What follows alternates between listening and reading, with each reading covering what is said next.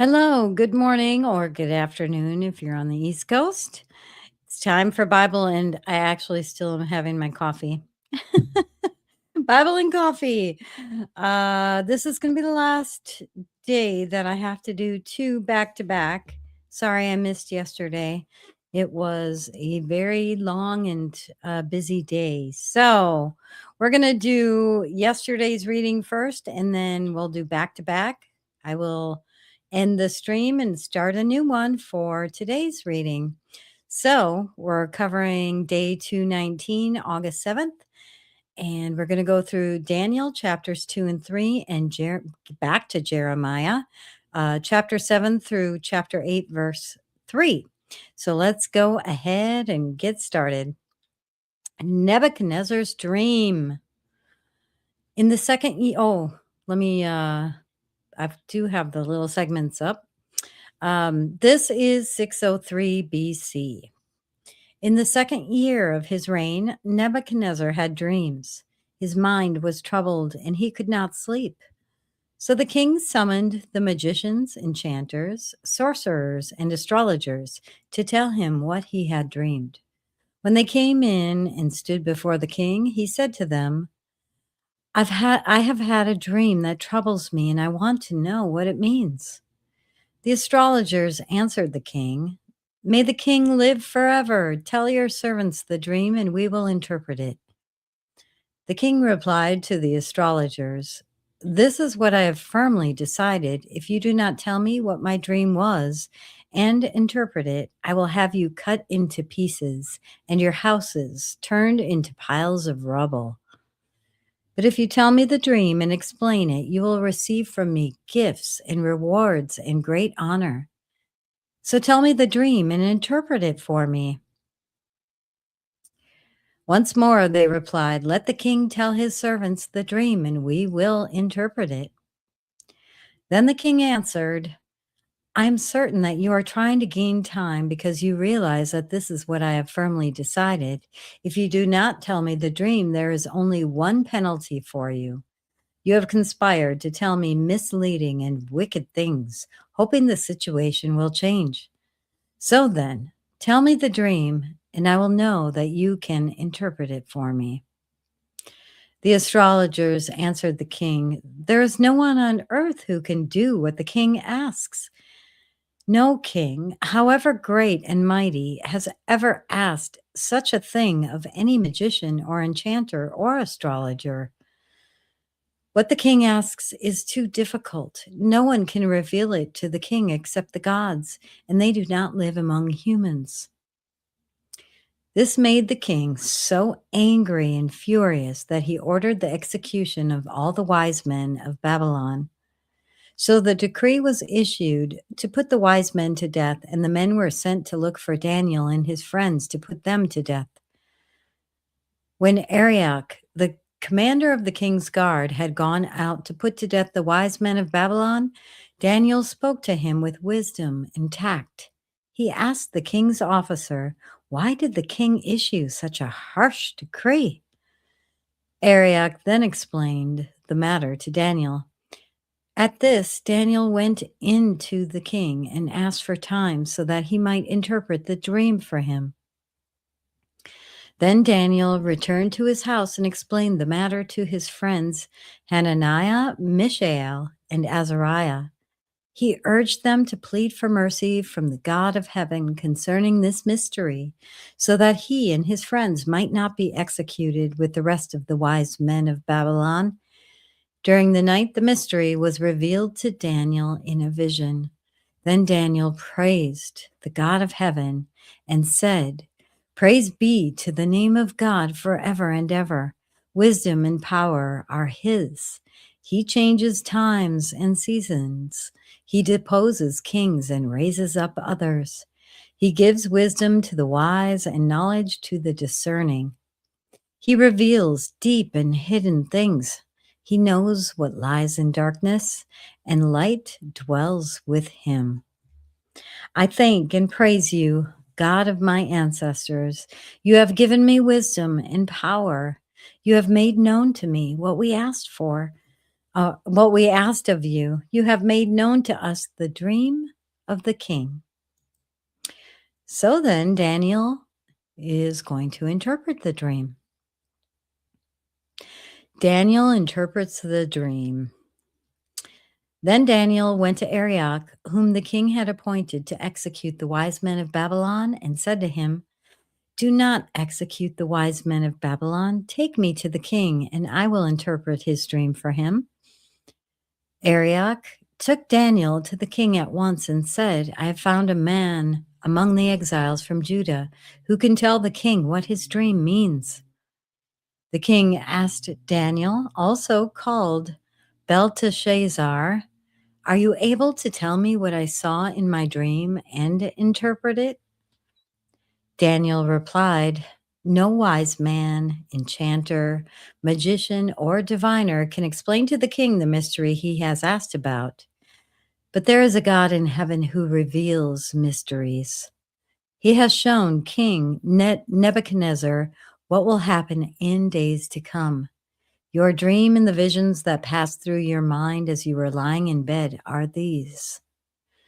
As your majesty was lying there, your mind turned to things to come, and the revealer of mysteries showed you what is going to happen. As for me, this mystery has been revealed to me, not because I have greater wisdom than anyone else alive, but so that your majesty may know the interpretation and that you may understand what went through your mind.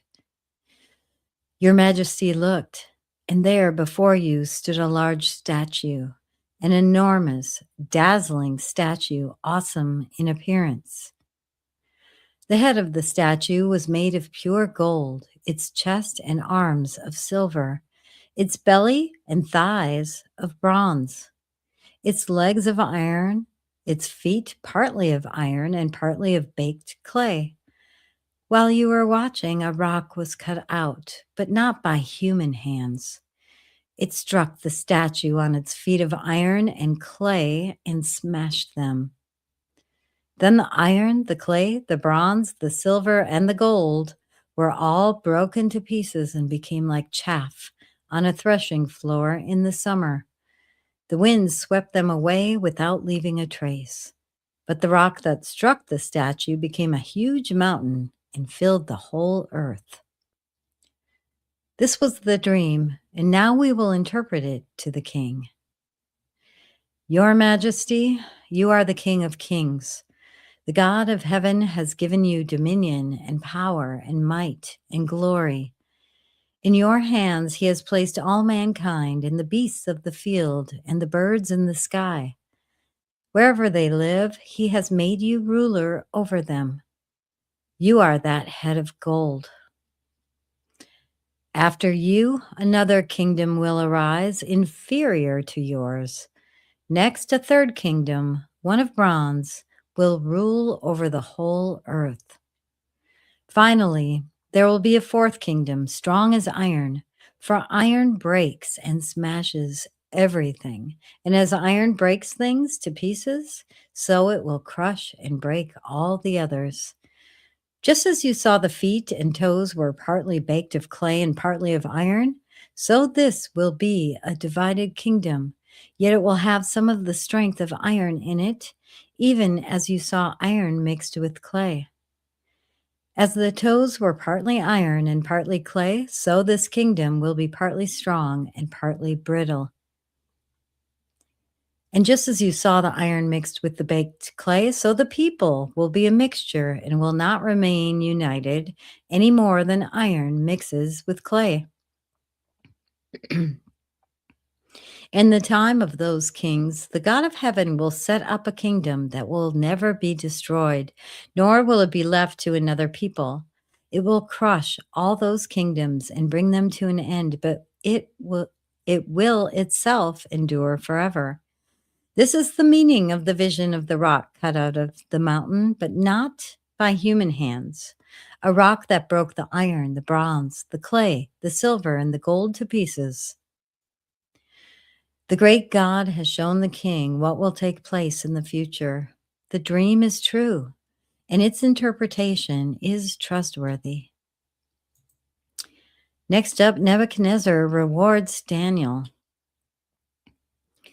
Then the king Nebuchadnezzar fell prostrate before Daniel and paid him honor and ordered that an offering and incense be presented to him. The king said to Daniel, "Surely your God is the God of gods and the Lord of kings and a revealer of mysteries, for you were able to reveal this mystery." Then the king placed Daniel in a high position and lavished many gifts on him. He made him ruler over the entire province of Babylon and placed him in charge of all its wise men. Moreover, at Daniel's request, the king appointed Shadrach, Meshach, and Abednego administrators over the province of Babylon, while Daniel himself remained at the royal court. Next up, Nebuchadnezzar's image of gold, and this is 598 BC. The image of gold and the blazing furnace. King Nebuchadnezzar made an image of gold 60 cubits high and 6 cubits wide and set it up on the plain of Dura in the province of Babylon. He then summoned the satraps, prefects, governors, advisors, treasurers, judges, magistrates, and all other provincial officials to come to the dedication of the image he had set up. So the satraps, prefects, governors, advisors, treasurers, judges, magistrates, and all other provincial officers or officials, assembled for the dedication of the image that King Nebuchadnezzar had set up, and they stood before it. Then the herald loudly proclaimed, "Nations and people of every language, this is what you are commanded to do. As soon as you hear the sound of the horn, flute, zither, lyre, harp, pipe, and all kinds of music, you must fall down and worship the image of gold that King Nebuchadnezzar has set up. Whoever does not fall down and worship will immediately be thrown into a blazing furnace." Therefore, as soon as they heard the sound of the horn, flute, zither, harp, or lyre, harp, and all kinds of music, all the nations and peoples of every language fell down and worshipped the image of gold that King Nebuchadnezzar had set up. At this time, some astrologers came forward and denounced the Jews. They said to King Nebuchadnezzar, "May the king live forever. Your Majesty has issued a decree that everyone who hears the sound of the horn, flute, zither, lyre, harp, pipe, and all kinds of music must fall down and worship the image of gold, and that whoever does not fall down and worship will be thrown into a blazing furnace. But there are some Jews whom you have set over the affairs of the province of Babylon, Shadrach, Meshach, and Abednego, who pay no attention to you, your Majesty. They neither serve your gods nor worship the image of gold you have set up." Furious with rage, Nebuchadnezzar summoned Shadrach, Meshach, and Abednego. I don't know why I can't say that name. Abednego? So these men were brought before the king, and Nebuchadnezzar said to them, "Is it true, Shadrach, Meshach, and Abednego, that you do not serve my gods or worship the image of gold I have set up? Now, when you hear the sound of the horn, flute, zither, lyre, harp, pipe, and all kinds of music, if you are ready to fall down and worship the image I made, very good. But if you do not worship it, you will be thrown immediately into a blazing furnace. Then what God will be able to rescue you from my hand?"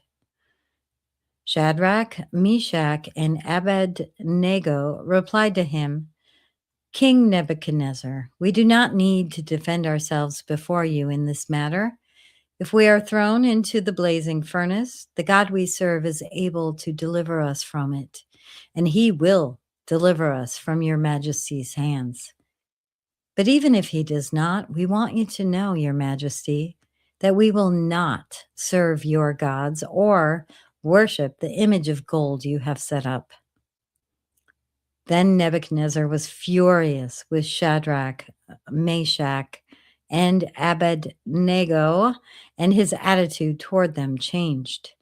He ordered the furnace heated 7 times hotter than usual and commanded some of the strongest soldiers in his army to tie up Shadrach, Meshach, and Abednego and throw them into the blazing furnace.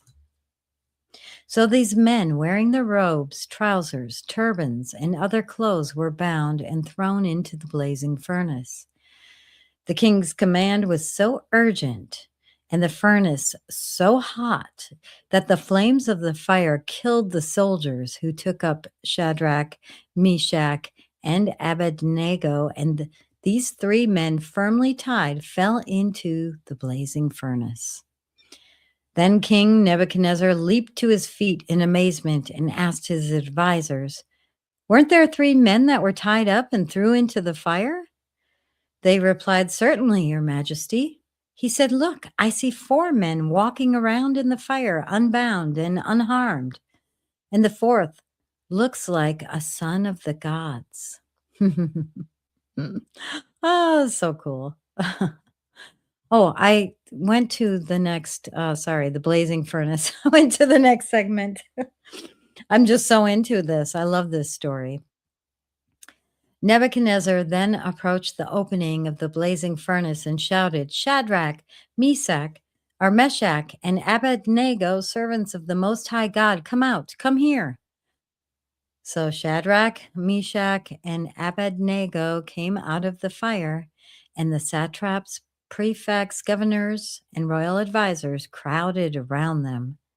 They saw that the fire had not harmed their bodies, nor was a hair on their heads singed. Their robes were not scorched, and there was no smell of fire on them. Then Nebuchadnezzar said, "Praise be to the God of Shadrach, Meshach, uh, and Abednego, who has sent his angel and rescued his servants." They trusted in him and defied the king's command and were willing to give up their lives rather than serve or worship any god except their own God. Therefore, I decree that the people of any nation or language who say anything against the God of Shadrach, Meshach, and Abednego be cut into pieces and their houses be turned into piles of rubble, for no other God can save in this way. Then the king promoted Shadrach, Meshach, and Abednego in the province of Babylon. Pretty fascinating story, isn't it? All right, next up, the following prophecies of Jeremiah were likely given in the years before Nebuchadnezzar captured Jerusalem in 597 BC. All right, false religions, worthless. All right, Jeremiah speaks at the temple. This is the word that came to Jeremiah from the Lord. Stand at the gate of the Lord's house and there proclaim this message. Hear the word of the Lord, all you people of Judah who come through these gates to worship the Lord.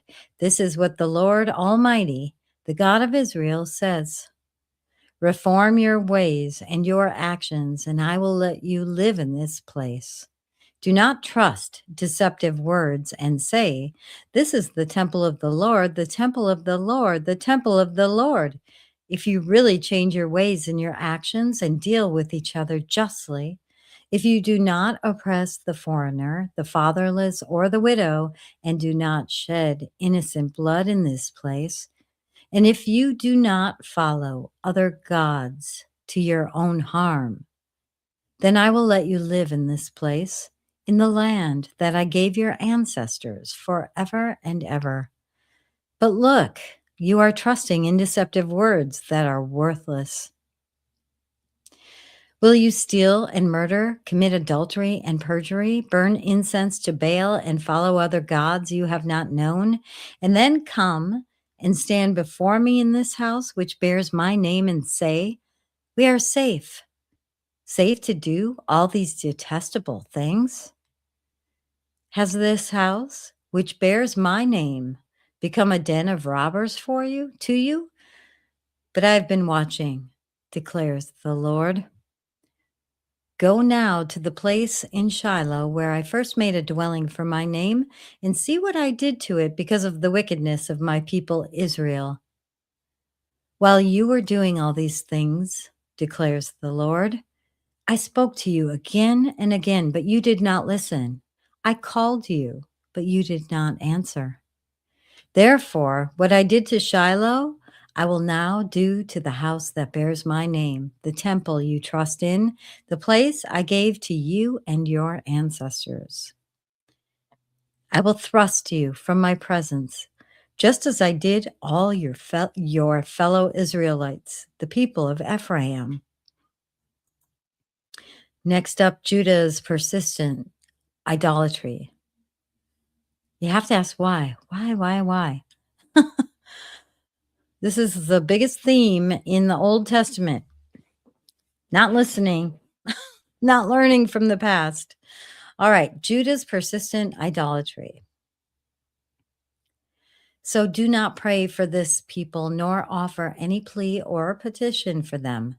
Do not plead with me, for I will not listen to you. Do you not see what they are doing in the towns of Judah and in the streets of Jerusalem?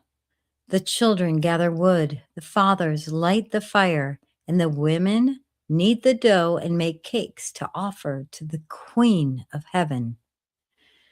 They pour out drink offerings to other gods to arouse my anger. But I'm the only one.